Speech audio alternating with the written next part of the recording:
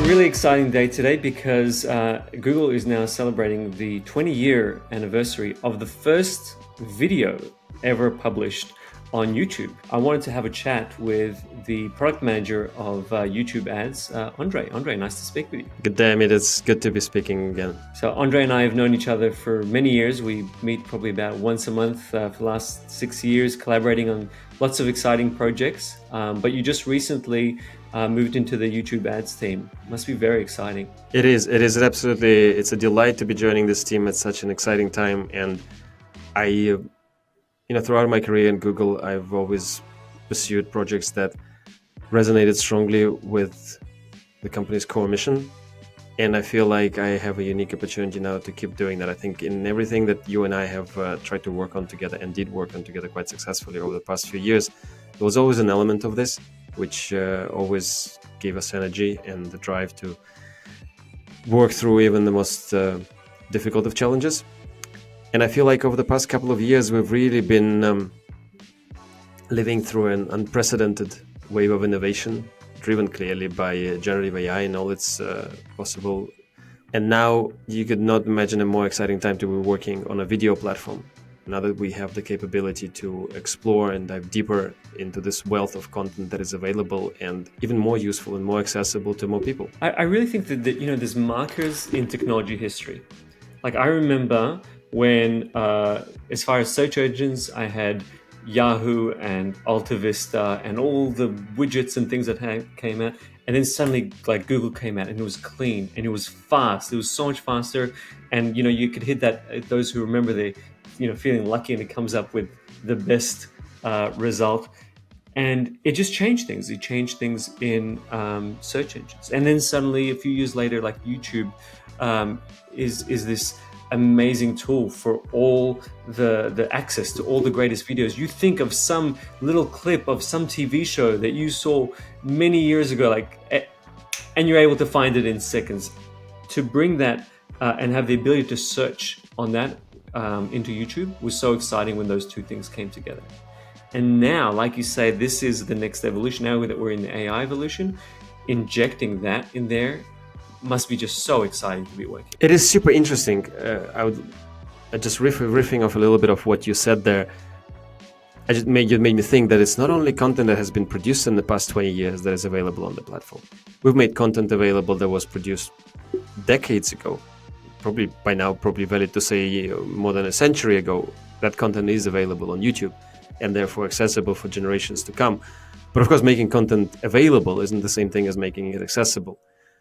And to your point about the evolution, which is a term I'm going to definitely steal, it is somewhat of as always, somewhat of a hyped up term, somewhat of a hype type drive right now where there's a lot of vaporware in the air and many companies, I'm not going to point fingers, are probably guilty of pumping up that balloon further than it can possibly be pumped up. But I do know that we've seen over the past couple of years very specific and tremendously powerful applications of AI. And I do know that one of the areas, and specifically the area that I'm going to be working on and I'm working on now, and that is the area of powering the creation of content freely available for all through digital advertising, can benefit tremendously through the introduction of large language models into video understanding. Just recently at the YouTube Brandcast on May the 14th, we've announced the future launch of a super exciting new product for both YouTube advertisers, creators, and also YouTube viewers, which for the first time, I would, if I may be so bold as to say that maybe people will point out that this is somehow technically incorrect, but I'll still go with being on the record as to say that this is for the first time when we're able to match the intention and the main spirit of the ad being displayed with the actual sentiment, not just of the video overall, but of specific elements of that video. And I find that so transformative because thanks to that, we should potentially be able to match the quality and quantity of advertising displayed to the expectations and the needs of our users. On all front, by users, I mean everybody, viewers, advertisers, and creators themselves. And given that this is just the beginning, it's a road that can take us towards further empowering more creators, making digital advertising more accessible to more companies in more powerful ways, and ultimately making the viewing experience richer and more enjoyable for our viewers as well. So really interesting product that I get to work on. Really exciting months to come when we get to polish it before we prepare it for final release. But do catch up on the latest announcements from Brandcast to see exactly what we think it's going to look like.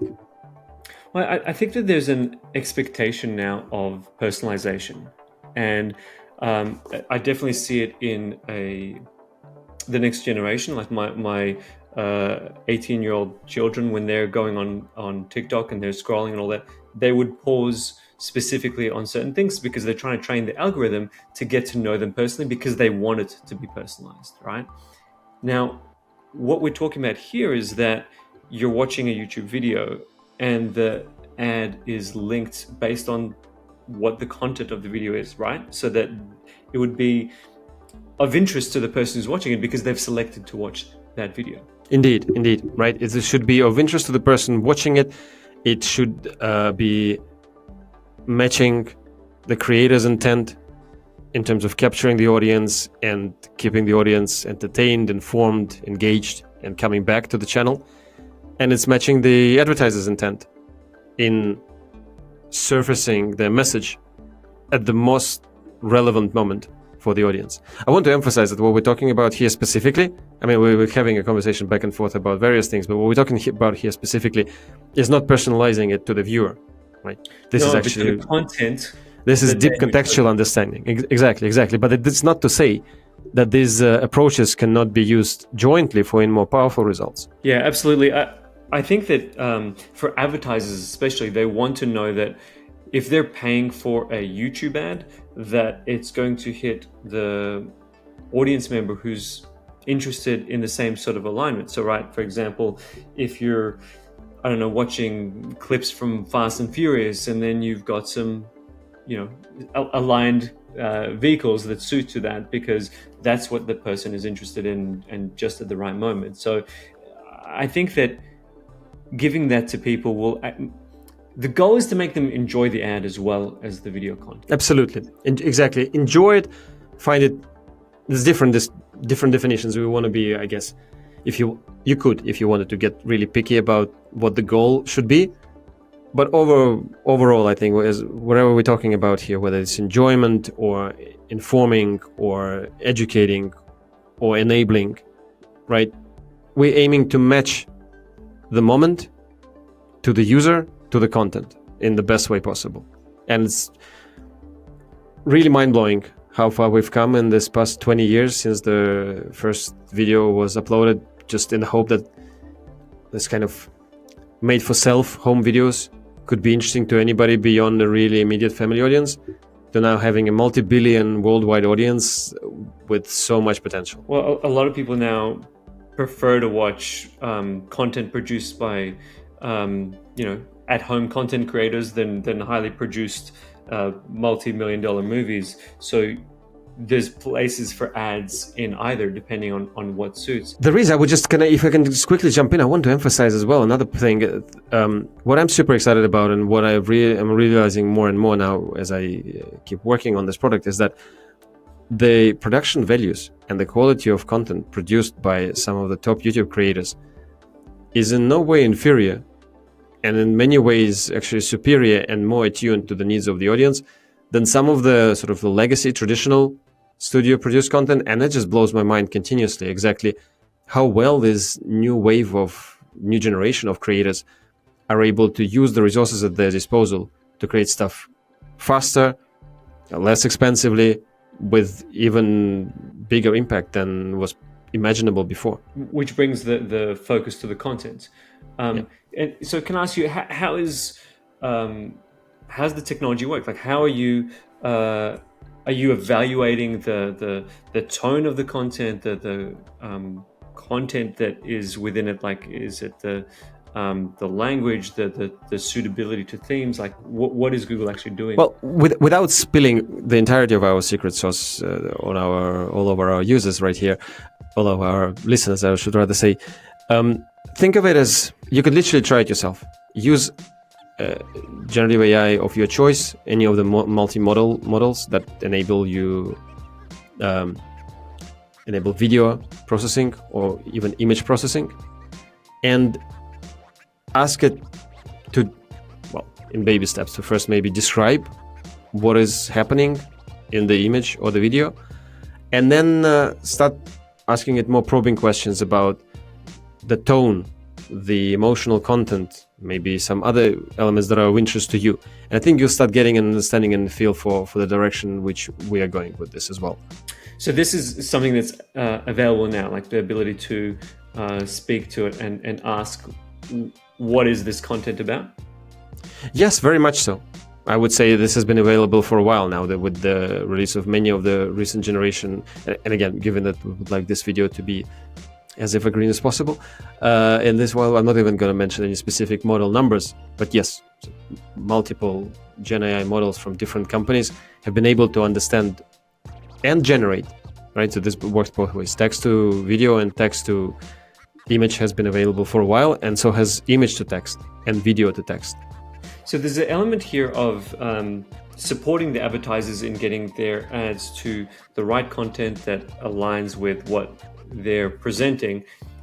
What about the opposite, like preventing it? Is there elements where you're reviewing the content to see what's not appropriate? That's a great question, in the sense that it addresses what for me is one of the core strengths of YouTube. It's not something that I'm working on, but also I feel like I don't need to, because we have a tremendously talented and capable team of trust and safety specialists and brand safety specialists and brand suitability specialists specifically at YouTube that actually enable us to work with content that is already and also content that already has gone through a lot of levels of clearance, but also are able to lend us their hand in addressing specific issues within a very minute level of detail. So it's not something that I'm working on, but definitely at the YouTube level, this is something that is happening continuously. I just think this element, like, and I bring it back to, I'm not saying that this is the official goal of Google or YouTube, but more my take on it, of loving the ad, right? That when we started doing websites, there was the banner ads and people would just like train themselves to ignore it. Then like with a lot of video ads, you're waiting for that skip button to come up. But I remember a time when on network television, my wife and I talk about how you'd look forward to a certain ad because it had a jingle and you liked it and it clicked with you and it's suited to something that you're interested in. So I think if Google's able to do that, to make someone love it, then you've won. Well, I certainly wouldn't argue with that. I don't know to what extent Google and YouTube are capable of making people loving ads, but we can certainly incentivize and empower advertisers and marketing agencies to think about the advantages of creating content exactly the way that you described, that is loved and that evokes feelings of deep emotional connection and connection to specific values, right? That you want your users to associate with your product or your potential users. So, hopefully this is more power to the people, and it's going to spark a whole new wave of innovation in this space as well. I think this is really exciting. And again, there was just the celebration, I think you were saying, around the Google offices. You've got the celebration of the 20 years. What was it, of the first video? Well, the first video uploaded, we just had it on the 23rd of April this year, right? So it's crazy that how far we've come in 20 years. And what was that video, Andrey? Do you remember? I believe it was called Me at the Zoo or Day at the Zoo, and it was uploaded by one of YouTube's co-founders, Jawed Karim. Alright, so here we are, one of the elephants. Cool thing about these guys is that they have really long fronts, and that's cool. And that's pretty much all there is to say. All right, so I think after people watch this, firstly, if you have any interests and conversations on this, please feel free to put in the comments here. But make sure to check out Me at the Zoo and watch that as a celebration of 20 years of great YouTube video. Andrey, this is exciting work that you're doing, and I think there's like with all different elements that AI is infusing, there's something great. There's another leap up that's about to happen in YouTube ads, thanks to this technology that you're putting into it. Yeah, I surely hope so. And thanks a lot for having this chat. I hope people find it useful and insightful, and will sort of inform their way they're thinking about making decisions for the rest of the year. But I'd like to particularly emphasize the new frontiers that are opening up to us, and the fact that we're implementing this specific opportunity inside YouTube ads is an indicator of the possibilities that are being opened. And while we need to remain very security and privacy conscious in our approaches to using Gen AI, the ultimate limit is our imagination. And I truly invite everybody to just think about what's impossible right now and how to turn it into something mundane that 20 years from now people will look at and just smile at the times when something like this wasn't possible. A great note. Thank you, Andrey. A pleasure always to speak with you. Absolutely, likewise. Thanks, Amit.